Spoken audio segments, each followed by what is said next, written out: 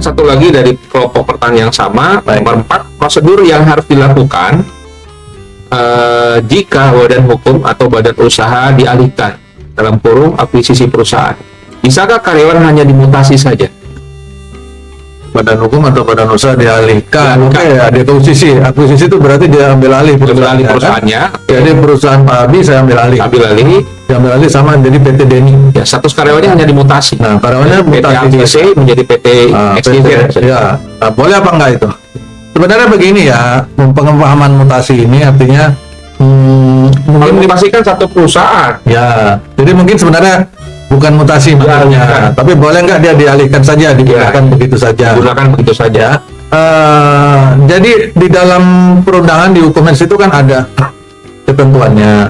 Kalau si karyawan ini dalam konteks kedua pihak, dalam arti si perusahaan yang baru yang mengakuisisi dan si karyawan dari perusahaan yang diakuisisi itu mau bergabung, mau bekerja sama di perusahaan yang baru ini, maka tinggal dibuat perubahan perjanjian kerja, adendum dan sebagainya, dengan catatan kalau langsung dipindahkan begitu saja ada konsekuensi hukum yang harus dipahami dan harus diterima oleh perusahaan yang mengakuisisi perusahaan baru. Apa itu? Kalau dia cuma dipindahkan saja atau istilah di sini dalam dimutasi, maka berarti semua hak-hak hukum si karyawan pada saat masih menjadi karyawan di perusahaan lama diakui dan dibawa. Berarti masa kerja dibawa nih Pak. Ya. Masa kerja dibawa, sisa cuti dibawa, bahkan yang nggak enak periode surat peringatan juga dibawa. Misalkan saya barusan bulan kemarin kena surat peringatan, terus masa berlaku 6 bulan, saya baru jalan sebulan perusahaan diakuisisi. Ya. Berarti di perusahaan yang baru saya masih berlaku ke 5 bulannya. Ya. Masih. Ya. Jadi dibawa semua dan itu harus diperjanjikan. Ya. Masuk ke perusahaan yang baru sehingga tetap diakui, sehingga pada saat misalkan dia di perusahaan yang lama udah 18 tahun kerja, diakuisisi perusahaannya di perusahaan yang baru kira-kira 2 tahun 7 tahun setelahnya tercapailah usia pensiun karyawan tersebut di PHK, berarti masa kerjanya berapa? 18 tambah 7 berarti 25 atau 7 tahun saja. Nah, 25, 18 plus 7. Kenapa? Karena pada saat perusahaan diakuisisi dia dialihkan.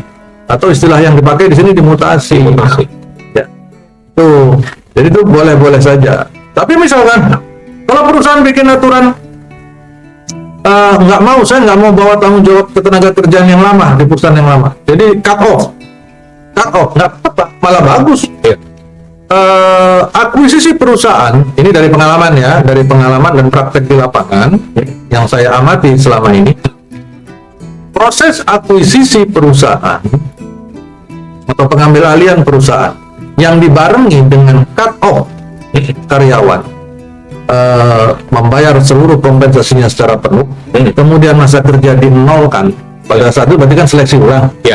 Seleksi ulang, kemudian yang menurut perusahaan baru bagus diambil, yang enggak berarti enggak. Tapi sudah dibayar pesangon kan gitu. Kemudian yang di hire lagi di perusahaan baru itu negosiasi ulang, ya kan? Berarti nol masa kerja, kemudian dihitung negosiasi lagi berapa upahnya, nego, ya kan? Jadi nggak harus menggunakan patokan upah yang lama. Nah, proses akuisisi yang dibarengi dengan kegiatan cut-off seperti itu memiliki kecenderungan produktivitas yang tinggi bagi karyawan dan perusahaan itu di kemudian hari. Dibanding dengan proses pengambil alihan atau akuisisi yang perusahaan baru nggak mau keluar uang pada saat akuisisi, dia ambil semua tanggung jawab ketenagakerjaan yang lama tadi puluhan tahun, dibawa ya ke perusahaan yang baru. Ternyata yang dibawa ini bukan cuman hal positif, termasuklah rasa sakit hatinya dibawa, ya kan? Segala outstanding issue, outstanding case itu semua dibawa ke yang baru. Jadi nggak cuman yang positif aja dibawa, yang negatif pun dibawa. Maka apabila manajemen yang baru tidak cukup kuat untuk mengelola ini, sangat mungkin terjadi isu-isu ketenaga kerjaan di kemudian hari yang mengganggu produktivitas, dan biasanya kecenderungannya produktivitasnya agak tertinggal dibanding dengan perusahaan yang akuisisinya seperti contoh pertama tadi. Ya. Tapi secara cost bagaimana, Den? Secara cost, sebagian orang, sebagian teman-teman di finance selalu menyatakan bahwa kalau cut off, akuisisi dengan cut off, Ya. bayar pesangon di depan, itu mahal proses. Ya. Pada bulan yang bersangkutan terlihat mahal, Betul. ya. Secara direct Secara dari terlihat mahal mahal. dibanding dengan yang kedua, Tadi. akuisisi tapi masa kerja di bawah. Betul. Karena di situ hampir nggak keluar biaya, Iya. ya kan? Tetapi in the long run, Ya.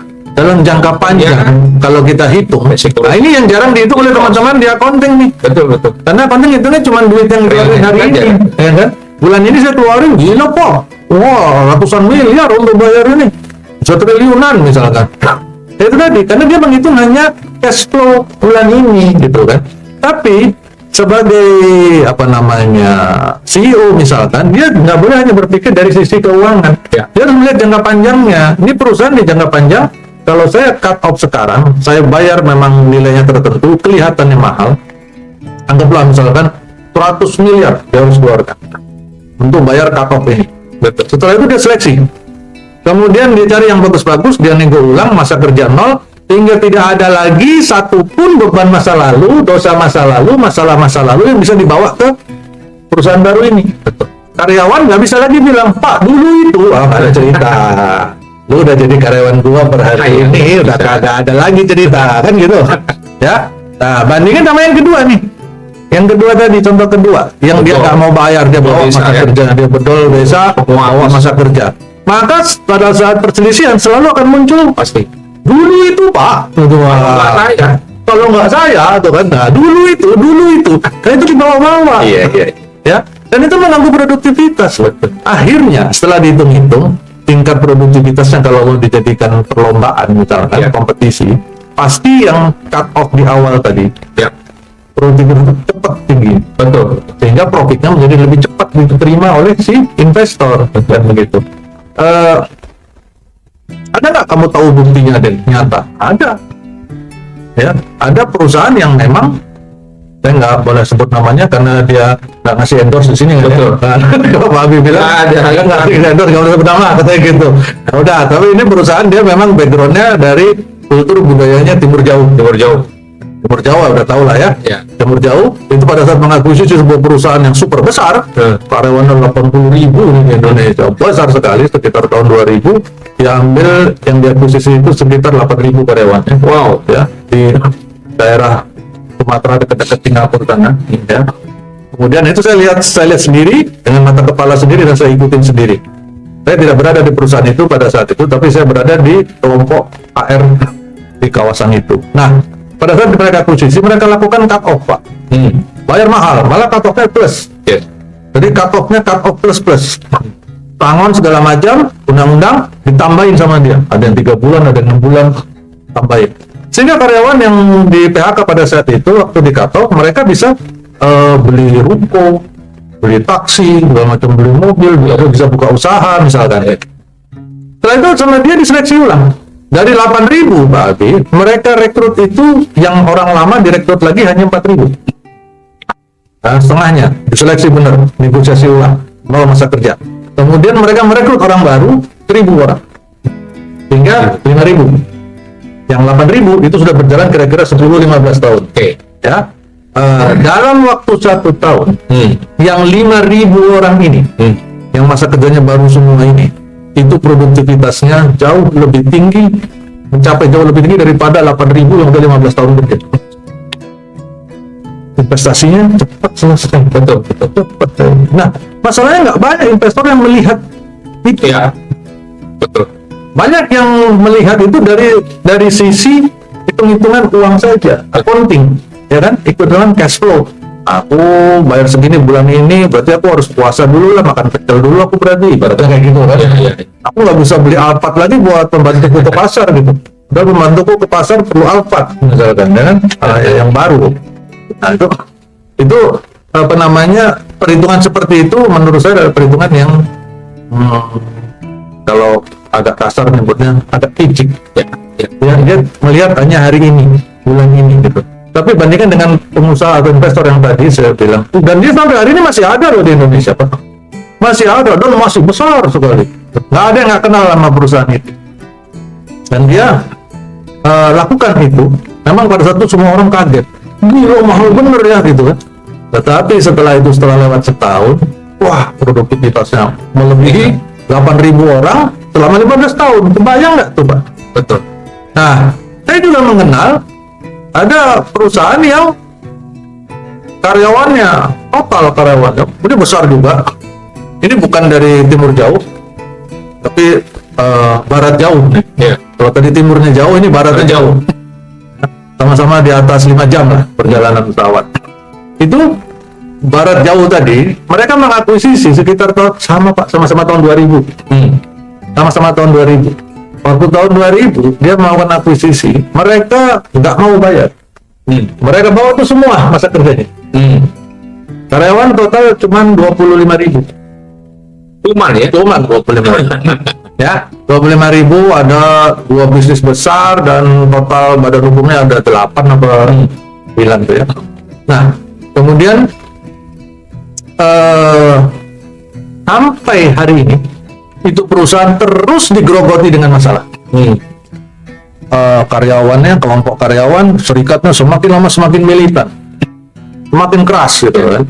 Saya bukan menyoroti kerasnya atau militansinya teman-teman serikat, enggak. Mereka punya sebab, mereka punya alasan kenapa harus menjadi militan gitu kan.